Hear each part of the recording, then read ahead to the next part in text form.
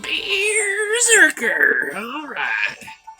So we got us the Rainier, 5% alcohol by volume.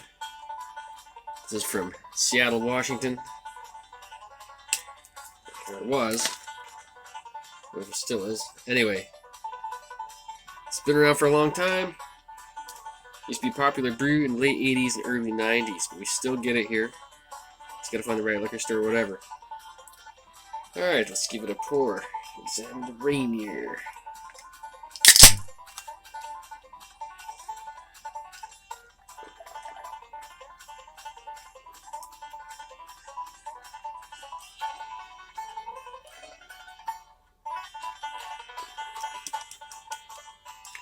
Alright. Well, typical macro. This one, gold medal, I believe, in 2020 for the best American pale lager. So there you go. Quite clear. Smells pretty typical.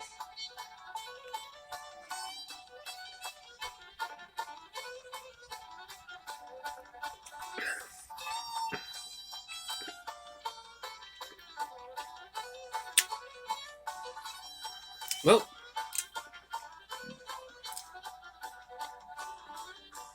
it's an interesting beer. Alright.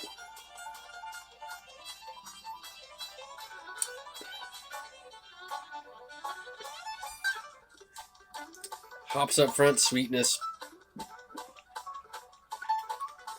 Metallically, like, watery finish. Yeah, if you're gonna commit macro lager, you may as well drink this one.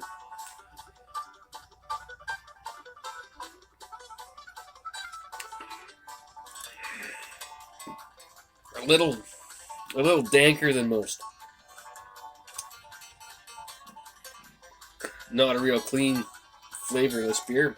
There's a fair bit of flavor in the beer. Rapidly dissipating head. The beer, a lot of barley. Hops like right up front. German style lager hops. Very watery, very refreshing. It has that kind of dank,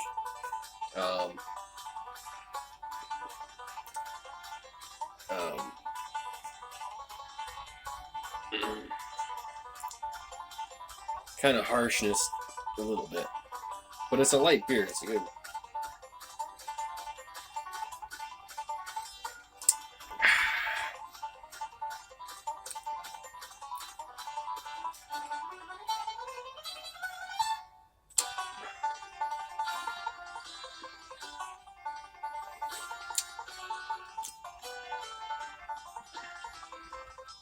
Hoppy, grainy, watery.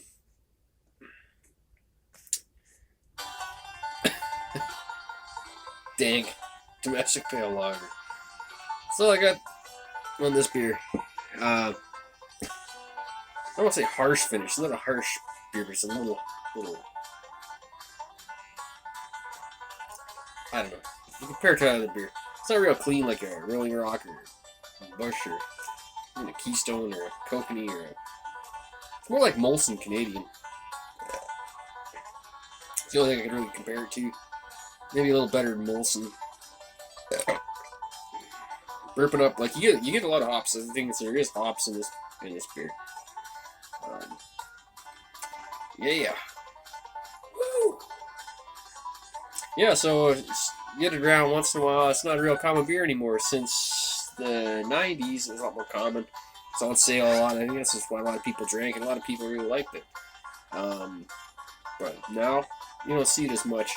And back then, there wasn't a lot of beer brands. We had Molson, and Molson had regular Molson, Molson Dry, and something else used to get it in a variety pack. Labatt Blue, Kokanee, Olympia. Yeah, I'm trying to think. That was what most everybody drank, I think. And then, I'm sure there was some other beers. But that was like the majority. The majority of it. If you were a high roller, you bought Molson. And then later on, we got a lot of other macro lagers and tons of other craft beer. At the time, there's only one craft brewery, Big Rock, and that was maybe didn't even start till the mid '90s, maybe. I might have that wrong. Might have been the mid '80s. Huh. I'm just trying to think of other beer brands that people drank in the old days. This was one of them. People drank Rainier, Olympia. The high rollers bought Labatt's and Molson's.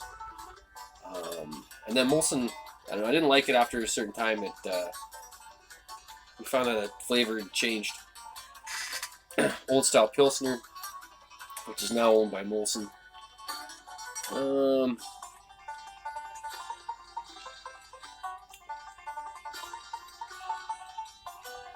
And then Coors, I think when the time Coors came in, because we never used to be able to get Coors, and then when Coors came in, I think a lot of other things changed in what beers were going on. But this, there's only a few liquor stores that carry this.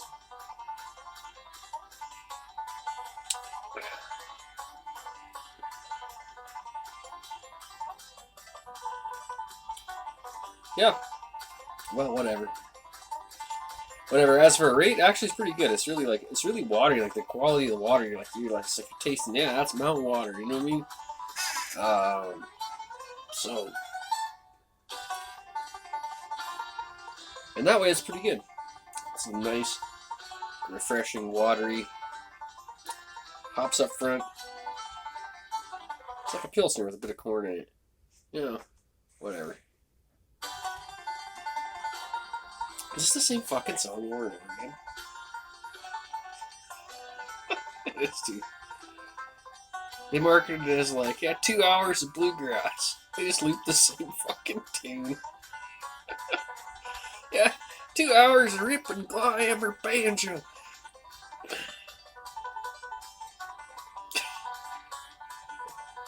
Wow. What?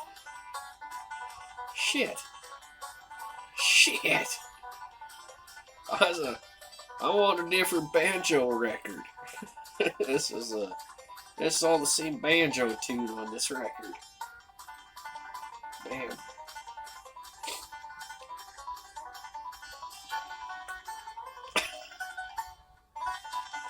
Oh, whatever.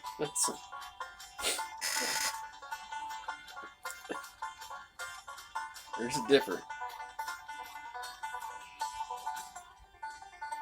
Sounds like the same fucking tune. Over and over again. So this is Rainier. This is not in Seattle. This is Mount Rainier.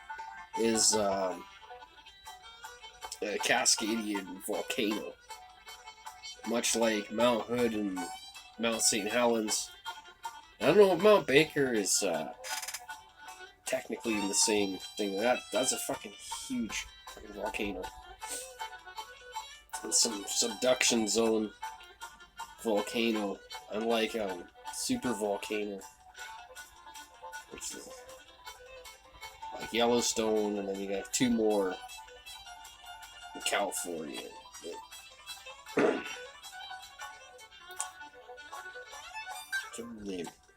2 of them. One's on the Nevada-California border, and one's on the Arizona-California border. Mono Lake and Long Valley, I think. Those are different. These are Cascadian is volcanoes, what that is.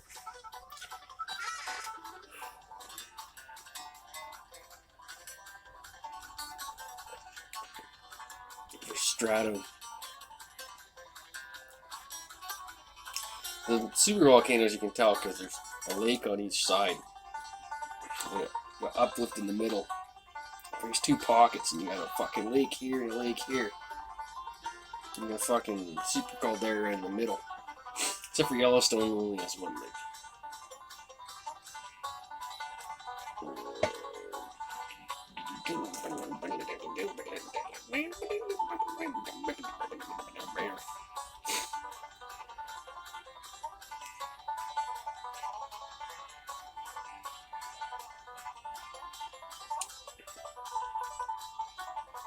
What a rip.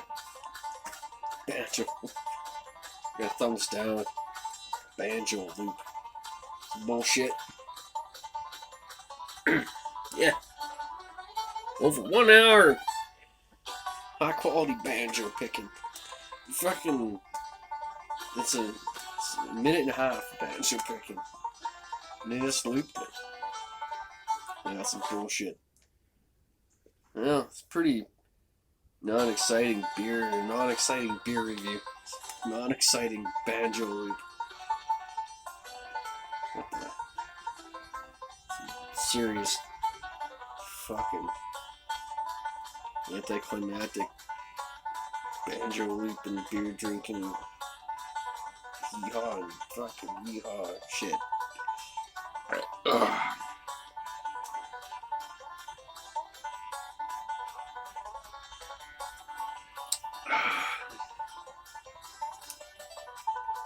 Yeah, you want to drink this beer pretty fast. It won first place or gold medal for American macro lager basically in 2020. I don't know about that. I think it's not the best American. It's drinkable, it's fine. It's watery, it's good. I can see why it don't matter anyway. But whatever. I don't know. Like, how many beers can you give the world? Because every year they got to give it to maybe a different brewery, try to or whatever. So this one must have been up and running. This is a classic brewery, been around since the 1800s. So I can tell you, since 1878. So that's a fairly old brewery, well established. And then they got shut down in Prohibition. And then they opened back up, I guess, after Prohibition. And we get it all the way up here, so you probably get it too. We're probably all over the States, I would imagine. Pretty classic brewery. 5% alcohol by volume. Yes, it's right on Canada. I have to look it up. Since 1878. We had a little story that wasn't that interesting. Same old story. Started our brewery in the 1800s. Government shut us down. We had to, bootleg and brew, and then I guess they let them brew liquor again. They sell liquor again. Because they couldn't tax the beer and it got super cheap and everybody was getting hammered anyway. Because it was cheap and more plentiful. So then everybody was fucking making beer. I'm like, shit, get it on that. And fucking, whatever. So, I don't know why you make beer illegal anyway. In the United States of America. In America. They made beer illegal in America. Can you believe that? I can't. I think it was here too in Canada. I think there's something for certain, but not as much or something. But I think we had it here too, because the breweries, they had to go underground with the fucking, and hide make fermenters and hide them. And they still brewed beer. Because, duh. So, and then, fuck around. They says, well, we want our tax money on that beer. We're not getting tax money. Everyone's super pissed because beer's half price. There's some tax on there so people don't drink so much. I want to hear the same bluegrass tune again. And that was my fault for not listening. I fast forwarded. I was like, oh yeah, no ads. That was my main concern. There's no ads. That'd be super huge shit if it was just ads and a loop. It's fucking wouldn't be good at all. So at least there's no advertisements. And if I didn't say there's a bluegrass, you may not notice. You probably would notice. Probably would notice bluegrass loop. Anyway, this is the Rainier examination award-winning American domestic pale lager.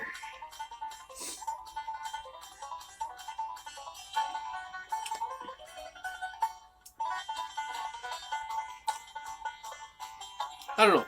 It's pretty good. Out of 11 for macro lager, I'd have to give it a... I don't know.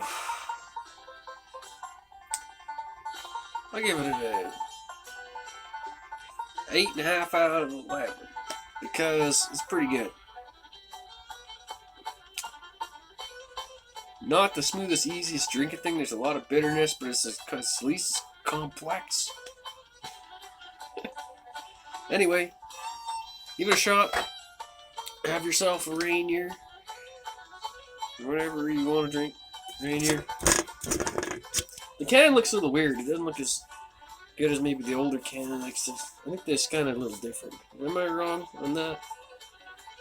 Because it's in the 8-pack, they have a different... they kind of modified the can a little bit, I think, on that logo.